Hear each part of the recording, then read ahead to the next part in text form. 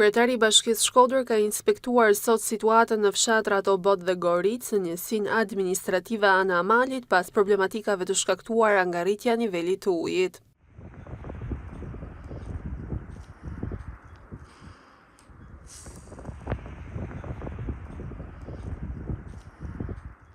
Gjatë inspektimit në terren, kryetari i bashkisë ka qenë pranë banorëve të Obodit dhe Goricës për të verifikuar nga afër gjendjen dhe për të dëgjuar çdo shqetësim të tyre.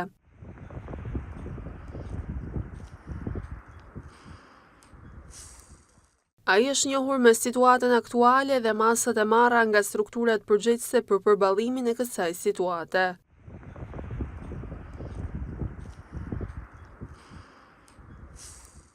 Nga Bashkia e Shkodër bëhet me dije se që nga dita e parë ekipet janë në terren në gatishmëri të plotë dhe në ndihmë të banorëve me prani të pandërprerë, ndërsa monitorimi i situatës vijon pa ndërprerje.